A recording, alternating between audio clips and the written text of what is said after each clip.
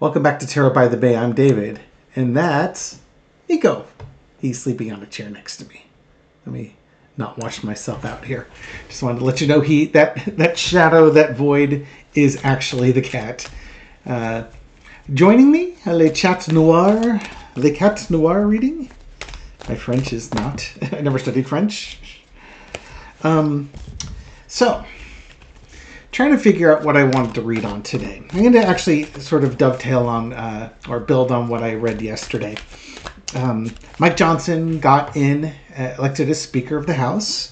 It is technically on the first vote. As a matter of fact, I listened to Belle of the Ranch talk about that today on a short 3-minute video that she had put out. It was technically on the first vote, on the first ballot, but hey, let's be real. 3 people said no initially, and that should have been the end of it. But, some wheels and deals were made, strong arming was done, whatever, and 2 folks changed their mind. More details came out about that. Apparently, the Department of Government Efficiency, Doge, because you got to own the libs by naming it after a crypto coin that Elon supports. With Elon and Vivek Ramaswamy. Well, apparently, according to Belle of the Ranch, members of the far right wanted oversight to Doge. So now Doge, which is not a government department, has 2 panels to give recommendations that the president is not required to follow. Is there any irony that the Department of Efficiency has 2 boards governing it, coming up with suggestions for efficiency that don't need to be listened to?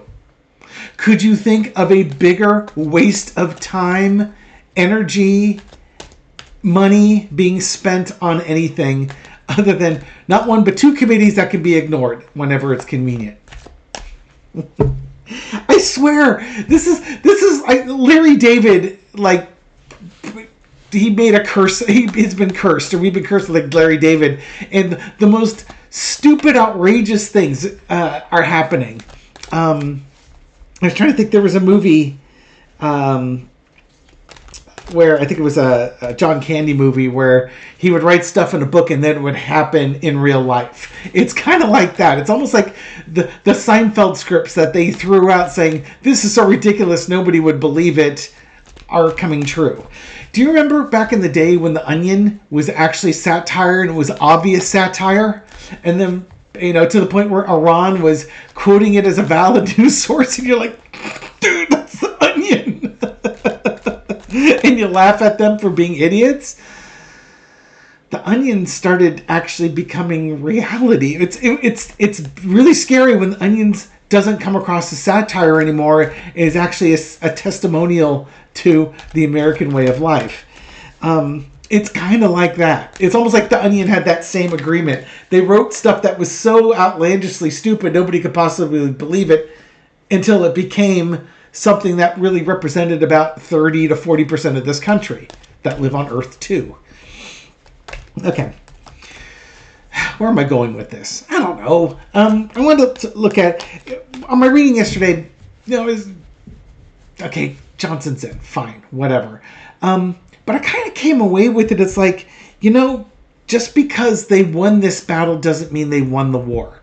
What was the thing we were really hoping for? We don't care who the House Speaker is on the Republican side. We just wanted a delay in the inauguration. Because if anything, any delay gives Biden more time to come up with election interference, data, evidence, storying it out, however that happens. Maybe that doesn't happen. Maybe that ship never comes in. But if it is, any delays are good for the country. Anything that delays Trump from implementing his most awful inclinations is a good thing. If your goal is to, spare unnecessary suffering and unnecessary cruelty. But it might just be that there needs to be necessary suffering and necessary cruelty. But that suffering and cruelty is going to be way more focused on the Trump supporters, the MAGA folks, than it is on other people. That doesn't mean there isn't collateral damage. And not to sound callous, saying, oh, well, it's just collateral damage, because it affects real people. And it'll affect some of my viewers, and I'm really sorry for that. I don't want it to. But, you know, again, this is a group project. This is not how I would do it. But I'm one voice just like you. Maybe because I have a little platform, and, you know, if I'm lucky, 8,000 to 10,000 people watch a video, I have a little platform. I can yell obscenities on the microphone in the town square for people to hear. But in the end of the day, it's just one voice, and you need a lot of voices. And some of the biggest opposition come from Trumpers. And maybe they have to suffer a little bit that their price of eggs aren't going to go down, and gasoline's not going to go down, and their benefits are going to get cut, and their overtime gets cut, and all sorts of stuff like this. They can watch the oligarchs live high on the hog while they're suffering even more paycheck to paycheck, and all the promises they were told have been broken and forgotten. Maybe then they'll rise up and take down their overlords that they put in place. And then they can go around saying, well, they're all corrupt. Good, don't vote. Stay home. Watch football. Do something. We'll go out and vote. And you can gripe about how they do things you don't like, but just stay home. No, that sort of thing. Sorry, long intros. No, but I want to look at Mike Johnson. Okay, so they got Mike Johnson in. Great. You know, the first thing that we could have slowed him up with is not slowed up. Next up is the 14th Amendment, Section 3. That's got to be discussed. I will be disgusted with the Democratic Party if they don't at least bring that up and start debates on that, because they have every right to do so. It's in the freaking Constitution that a lot of these chuds have tattooed onto their calf and think that they're so awesome that they never bothered reading it.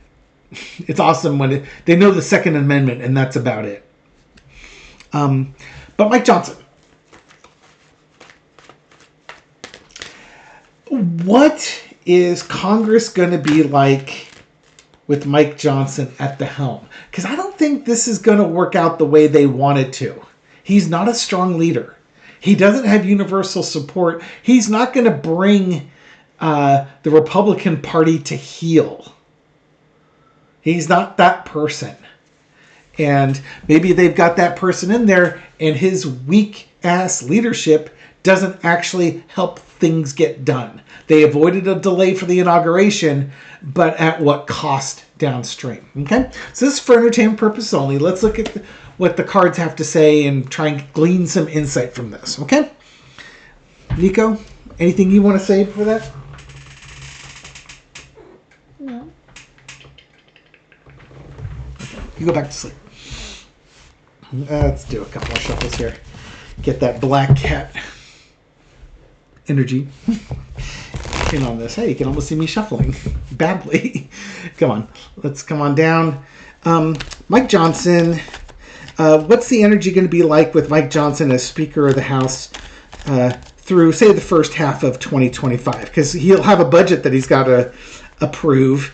And now Trump wants everything in one big budget bill, and the Senate and members of the House want it in the two parts that they already have it. That way they can easily vote for border protection and then let the Democrats argue on other stuff. Okay? So, Mike Johnson, first half of 2025. How are things going to come out for him? Okay, so we got the leader here. The leader, the victory. Congratulations, here he is for the first 6 months. We got a 6 on there. Leading the charge. Crossed with the 5 of coins, the casting out, the frozen budget. This is, and it's going to be, oh God, in the Tower card. All right, so now for those that are going to be grumpy and say, oh, you said he wasn't going to get in there. He wasn't. He actually didn't get in that first vote, although he did. They had to change minds. He's weak. He's weak sauce. And what do we have going on here? This is not going to be a long-lived victory. And it's going to be one of those things I think they're going to have a hard time just getting through the first budget. That's assuming, again, that Trump gets inaugurated and Congress doesn't change or anything, like if we're going down a normal timeline. I don't know if anything in 2025 is going to be normal. But this is the victory crossed with being left out in the cold. Now, to get his victory, you had two holdouts that needed to be convinced to join the collective. But you've also got this, he's only got a 219 to 215 margin. Now, eventually Matt Gaetz's seat will get filled, and that'll bring you back up to the 220. And they're going to lose Elise Stefanik and Mike Waltz, as in the dance. And I'm sure those will be replaced by Republicans too. But so let's just assume he's got a 220 to 215 majority. He can only still lose no more than 3. He can only lose 2. If he loses 3 or more Republicans, then his agenda comes crashing down. He's got no wiggle room. And that's just it. Everything in Mike Johnson for 2025 through 2026 is incumbent on no more than 2 people leaving the fold. What an impossible task to have. No, thank you. Historically, the Republicans have been marvelous at being in lockstep. They left their dirty laundry. They left their dirty laundry in the back rooms, and then they provided a unified front. If anybody has been a parent, and I'm sure most of my viewers have been parents, it was important for the parents to put up a unified front to the kids. That way, no chinks in the armor. You can't go to dad and go to mom and get different answers. No, we're unified on this one in a us versus them kind of way. And if you didn't have parents in a unified thing, then you could play them off on each other and go for the better deal. The Republicans are not unified. The 2 people had to be kind of strong-armed into it, given little deals, but there's 9 or 10 extremists that are going to want their way with everything, and they will grumble and make a lot of noise if they don't start getting it, which means basically 10 people out of 220 are going to hold hostage. 5% of the Republican, it's apartheid. 5% ruling the 95%. Don't give us our way and we're not voting yes. Literally is what it is. And because they're on the extreme right, it means they don't compromise. Now, I said that before, which is why I didn't think Mike Johnson was going to get in, because there were members on the extreme right that were against Johnson.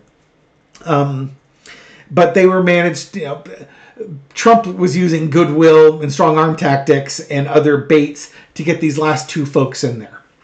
I really think that the folks on the far right are just sort of like they're in a wait and see mindset. Johnson's run out of chances with them, yet somehow they're going against their better judgment and giving him yet another chance. This is not going to end well when the budget comes up, because their whole thing is going to be, we gave them one chance for this, and if you don't give us what we want, there may be no more chances being given. 2 people bring Johnson down despite his victory. At some point, maybe I'll get around to actually reading these cards. 14 minutes in, I'm not even into the past yet. In the past, we got the 7 of Swords. This is like Johnson being on borrowed time. He has been sneaking around, getting stuff done that got McCarthy kicked out. McCarthy got kicked out for daring to work in a bipartisan way with Democrats to get the budget through. Johnson did the same damn thing. And continuing resolutions.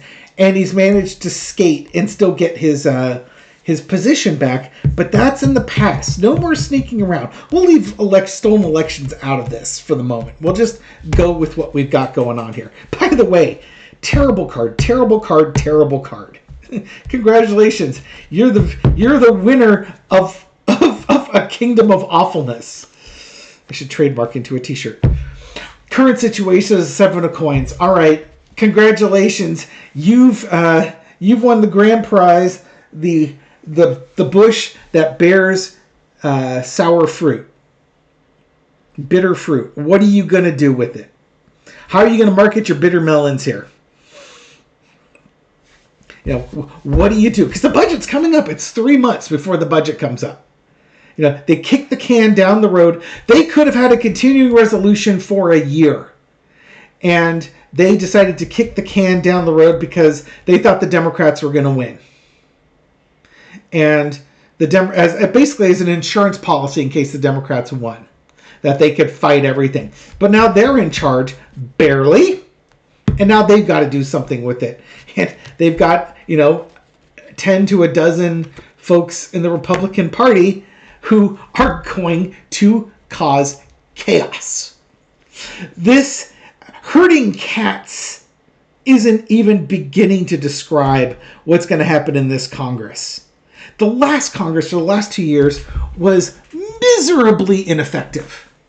2 years investigating Biden. What did they come up with? They couldn't impeach him on anything. It's like they investigated the one Boy Scout that's ever been the president, who's been in Congress for 30 plus years and never cheated. They couldn't even trump up charges to impeach him on. And now you got the twice impeached president-elect coming back in there. Oh, this is just going to be a mess. The House of Representatives is just going to be a mess. It's a free-for-all. It's going to be a free-for-all. And that's what they deserve. This is what you wanted. This is what you get. But this is a big type of justice here. Now, does the justice mean that that if there was election interference, it could be if there's election interference, the victory's taken away and ends quickly? That would be one possibility with Biden, because again, if there was election interference, it's not going to just be Trump, right? They're going to want senators in there. They're going to want House members in there to ensure that Trump has something to work with. But we'll leave the election interference out. Although it's funny, it's in a straight line. This is what you get. Literally is, it's like the Queen of Swords, but on steroids. This is karmically what they're going to get. They're reaping what they sow. Outcome is the Three of Coins. It's the third month the budget comes up. Can you imagine if the Republicans cannot get a budget passed and you have to have a government shutdown? This leads to the fact there could very well be a government shutdown in March, 3 months from now when this budget's due. Can you imagine? That's ridiculous. That is beyond stupid. Trump is the president, Republican president-elect, Republican Senate, Republican House, and they may not be able to put a budget together.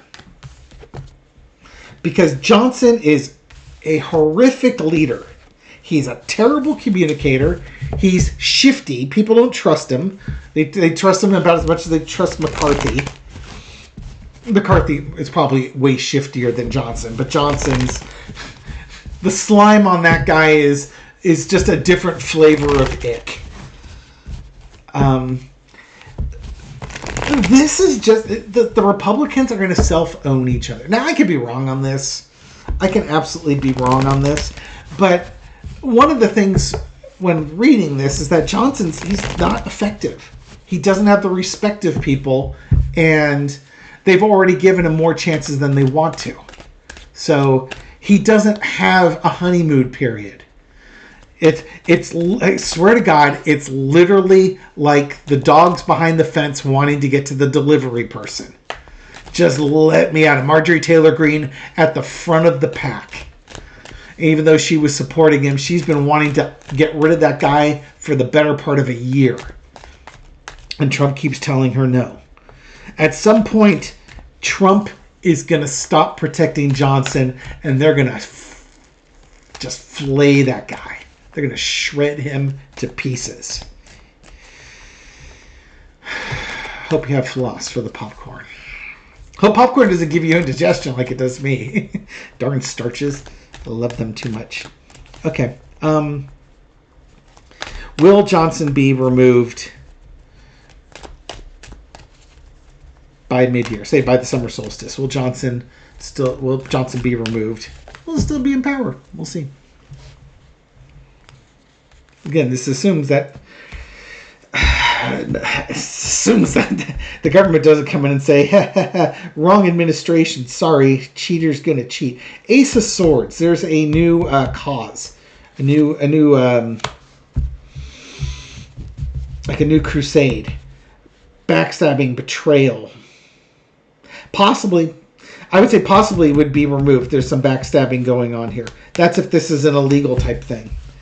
Underneath it all is the Empress. I think underneath it all, he loses the support of the Republican Party. Maybe something goes bad with the economy. It's almost like he's going to be scapegoated. Things aren't going well. And when things aren't going well, you look for leaders to sacrifice. I don't think it's going well for any of the three branches of government. Let's just keep going with that one. Okay, passes the Four of Swords. They waited on this guy. They gave him a chance. This is kind of that wait-and-see attitude mindset. Current situation is the Page of Pentacles. This card came out as my, I think it was my underlying energy for my reading on Johnson getting in, or the guys changing their mind. It's it's about the budget and little things that were offered. It's like he's under delivering again.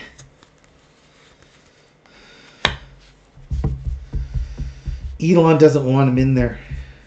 Elon's calling again. If Trump gets in and nothing else, Elon's calling the shots. Now, I also mentioned, I think Bella the Rant said there were 9 extremists. This could also represent like the 9 extremists here. They're in command. Because you need 9 people to remove him, 9 Republicans, I should say, to remove him and force a vote for a new Speaker of the House. He's got to deliver and not under-deliver. And they're watching. And holding the sword of Damocles over him. Lesson to be learned, it's Nine of Wands. There's like a moving on. A slow, steady moving on. Johnson is a cautious person, but this is not a cautious group. Knight of Pentacles. Outcome is the mercenaries. If Johnson can deliver to the 9 terrorists so that they can implement their plans, they will continue to support him. If Johnson under-delivers on the budgets, like, Trump wants it in one big omnibus package. If he doesn't deliver what these 9 Republicans want, they will get rid of him and put somebody in place who will deliver the things that they want. They don't care that they're taking him out. They were promised something, and if he delivers it, he gets to keep his job. If he doesn't deliver it, he gets removed. Talk about, having this hanging upside down over your head the whole time. He can't slip up on anything. I'm not saying you should pity Mike Johnson, but what a horrible, this is a horrible place to be in. You can't F up on anything. And you're walking on eggshells around the most extreme members of Congress. Folks that don't have to worry about their seats because they are in heavily red districts. So they can be as extreme as they want to be. The rest of them have to explain that. But fortunately for them, for the most part, their electorate are a bunch of less informed people that just blather on about what Fox News tells them. Although it's really Fox Entertainment, but they don't know the difference. All right.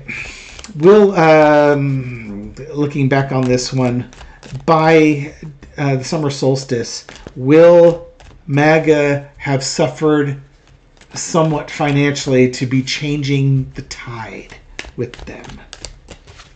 Little four-carder. How's MAGA doing financially come the summer solstice? Yeah, Knight of Wands. It was kind of the lesson to be learned. Let's see how that's looking. Part of the plan. Justice card. This is the ultimate in spiritual find out. This is what you asked for. You told them to put this plan in place. We're going to find out now. Truth's revealed. Okay. Okay, find out is being unveiled. This is what you asked for. This is what you voted for. Oh, God, look at those 3 major arcana over here. Underneath is the Page of Wands. They're losing support. They haven't lost the support yet, but they're on message to lose support. There's going to be more complaining about the actions being taken as they find out more and more, when benefits are being cut and wealthy people are being given tax breaks. They voted for this type of government, and here's what you get. This is your just all these find out cards here. This is what you wanted. What do you think? I don't think they're ready for a revolution yet back in June. Assuming, again, that everything pans out the way it looks like it's doing right now. But I think the Republicans will be losing influence. They're regressing. And it's going to be hard to sell that message. I just want to point out that if you were to look in the comments from the United Healthcare shooting, you couldn't tell people's political leanings from reading the comments. There were a lot of people that have been screwed over by their healthcare provider. And United Healthcare was like the leader in screwing over their clients and denying claims that they should have been paying. And so there's not a lot of runway left for MAGA to stomach wealthy people getting away with it. And this really, the Democrats need to figure out a way to message the class war that's going on. The Republicans went on the culture wars. I think the Democrats need to lean into the class war to erode the culture war message, or bring the class war into their culture war messaging, and get them starting to be a little bit disgruntled with how the Republicans are doing things. Why are the wealthy getting these huge tax cuts and I'm still struggling, and eggs are still expensive and gas is still expensive? Lean into it. Let them know that, Jeff Bezos made billions of dollars and they're scraping by. Why is that fair? Okay. They have a lot of anger. Maybe they want a new dish for their anger to devour, and that might be the one that you start serving up. Who knows? Maybe it'll work. Maybe it won't. Thank you very much for watching this video and supporting my channel. I appreciate it. This reading is for entertainment purposes only, but I hope you found it insightful. Nico slept through the whole thing, and I'll catch you on the next video. Take care.